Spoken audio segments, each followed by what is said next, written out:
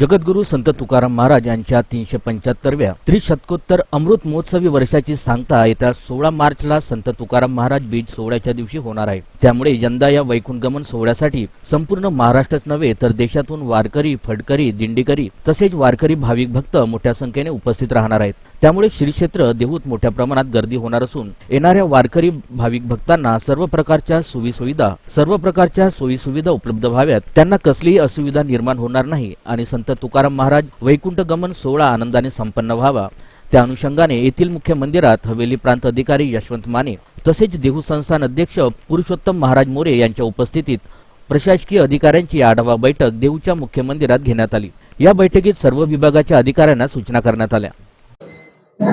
जगद्गुरू संत तुकाराम महाराजांच्या 375व्या बीजेच्या सोहळ्याच्या पूर्वनियोजनाच्या तयारीसाठी आम्ही देवस्थान समितीचे असेल, नगरपंचायत असेल, शेजारची ग्रामपंचायत असेल, पोलीस प्रशासन आणि जिल्हा प्रशासनाचे सर्व विभाग आम्ही एकत्रित बसून आज हा सोहळा नीटनेटका आणि सुव्यवस्थित सुरळीत पार पाडण्याच्या दृष्टीनं सर्व यंत्रणांची तयारीची बैठक घेतली। ही पहिली बैठक होती।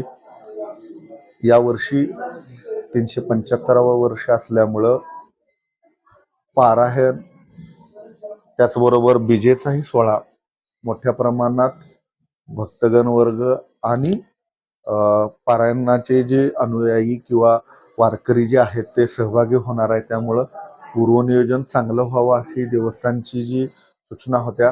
त्याचबरोबर इन्फ्रास्ट्रक्चरच्या दृष्टीनं रस्ते असतील, स्वच्छता असतील, पिण्याच्या पाण्याचे आहे ह्याच्या दृष्टीनं अतिशय मायन्यूटली चर्चा करून त्या विभागाला आज सूचना देण्यात आलेल्या आहेत। या अनुषंगानं तयार करायचे जे आराखडे आहेत ते आराखडे आणि नियोजन याची आम्ही पुन्हा 5 तारखेला एकदा उजळणी म्हणा रिव्हिजन करणार आहोत आणि सर्वांची एकत्रित माहितीचं आपण येणारे जे भक्त आहेत, वारकरी आहेत त्यांना एकदम सिमलेसली किंवा सुरळीत कुठलाही त्रास न होता त्यांची वारी किंवा बीजेचा सोहळा कसा पूर्ण होईल याच्या दृष्टीने आमचा सर्वांचाच प्रयत्न असणार आहे। रामकृष्ण हरी। जगद्वंदनीय श्री तुकाराम महाराजांचा 375 अमृत महोत्सवाची ही सांगताचा कार्यक्रम आहे।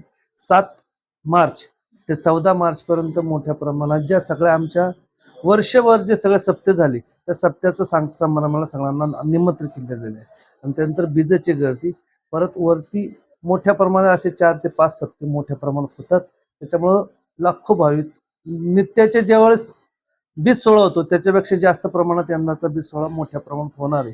त्या सोयीसाठी ट्रॅफिकची व्यवस्था, पाण्याची व्यवस्था, लाईटची व्यवस्था आणि सगळ्यात महत्त्वाची स्वच्छता या सर्व गोष्टींच्या आपल्या प्रांतसाहेबांनी त्यांना सगळ्यांना आम्ही त्या सूचना केल्या। तर प्रांतसाहेबांनी त्यांच्या मिटिंगला सगळ्यांना सूचनेचं पालन करण्यासाठी कायदेशीर करण्यास सांगितलेलं आहे। खरं तर महाराज लाखोच्या संख्येने जे आहेत ते वारकरी देहू नगरीमध्ये बीज सोहळ्यासाठी येत असतात।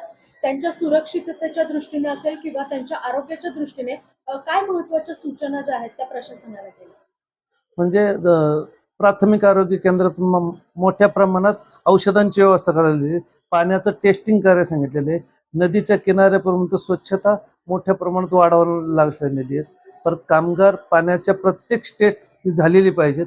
परत अन्नाची जी फूड्स आहेत त्याची टेस्टिंग झालेली पाहिजेत।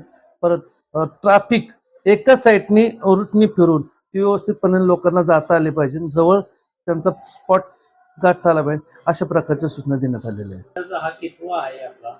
आता हा अमृत महोत्सव वर्ष 375 वर्षाचे सांगता समारंभ आहे आणि त्याच्यामुळे तो मोठ्या प्रमाणात होणार आहे। वर्षभर सप्ते महाराष्ट्रभर नव्हे भारतभर आज सप्त्यांचं नियोजन झालेले आहे। ते सगळं सप्ते या ठिकाणी येणार आहे।